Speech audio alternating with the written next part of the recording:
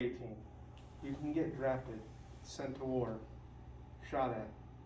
Vote for who you want to represent you in the government. Considered a full adult. Now, you try to enter a liquor store. You can get rejected, turned away. Even if you get someone to get you something, if a cop sees you with that, you can be charged with possession. At worst, even arrested. Over the past 2 years since I have been 21, I've gotten to know people who have and have not been drinking and gotten to experience it myself. And through the research I've done for this speech today, I've gotten to know even more little aspects. And no matter who you are, what age you are at the moment, the minimum drinking age will affect you at some point if it has not already. Today I will be telling you about 3 reasons why the national drinking age should be lowered from 21 to 18. These 3 aspects will be the politics behind it, the increase in underage drinking because of the higher drinking age, and how the drinking age does not always correlate to lower drunk driving rates. On to the first topic, the politics behind it. In the 80s, the government tried to force every state to raise their drinking age from what it was at the time to 21. Many states were resistant to this. And according to Darren Garrett from the article Politics, Policy Analysis, and the passing of the National Minimum Age Drinking Act of 1984, they did this through the National Minimum Age Drinking Act of 1984, which even though they put this through, many states were still resistant. So how do they accomplish their goal of doing this? They threatened to cut federal highway funding to end up to the states that did not comply with this act. This shows that not every state, and the governments were not fully ready to raise the drinking age across the board to 21 unless they were threatened with something that was completely unrelated to drinking. Now you know the politics behind it, we can get into the counter-argument. The counter-argument is that with a higher drinking age, there will be less drunk driving than before. And according to Ann McCart in the article, the effect of minimum drinking age 21 laws on alcohol-related driving in the United States, in the age group of 16 to 20, there was a decrease in the number of fatally injured with a positive blood alcohol content, which they did not show what the blood alcohol content was, from 61% in 1982 to 31% in 1995. Now that you know the counter-argument, we can get into the rebuttal of that. The minimum drinking age does not always have a full impact or does not have a full correlation to the drunk driving rates of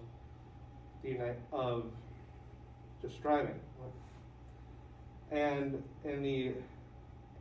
according to Douglas Herring in the article, drunk driving statistics in the United States and across the world from November 13th, 2017, the United States still has a higher drunk driving rate than other countries that have a lower minimum drinking age than 21. This shows that just because we set the age higher, it does not mean there will be less drunk driving that happens. And according to Ruth Aings in the article, Why the Drinking Age Should Be Lowered, an opinion piece based upon research from 2014, the curve has been going down since before even the 1980s and has even flattened out. This shows that even before there was a implementation of raising the minimum drinking age, there was already a decline in drunk driving rates, showing that there is not an entire correlation there, and it was already fixing itself. And now that you know about the drunk driving rates, we can get into underage drinking. When it comes to underage drinking, a big reason many people do it is because it's seen as a taboo, something that you can't reach legally, something that is cool because it's not something you can normally do. And with a higher drinking age, this will force more people who are younger to want to do it. And with a higher drinking age, there's more of a pool of people to do that. According to the CDC, in the article Underage Drinking from 2020, in 2019, 24% of high school students had some form of alcohol within the past week, within at least 1 week. And 14% binge drink, which was 5 drinks in a week. This shows that they try to do it to almost fit in more, to try and be the cool kid who drinks.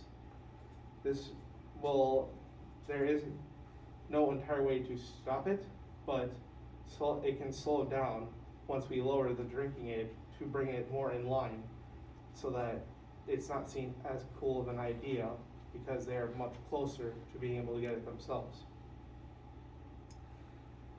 Now that you've heard all the arguments about this, you should see why lowering the drinking age should happen. The drinking age should be lowered from 21 to 18. The 3 reasons I gave you, or 3 arguments I gave you today, are the politics behind it, the increase in underage drinking because of higher drinking age, and that the drinking age does not have a full correlation to drunk driving rates. After this, I hope all of you will join up and try to either get this National Minimum Age Drinking Act repealed or try to have a new law put in place so that states can decide on their own. And through this speech today, you should not have the resources to defend your own opinions that you form.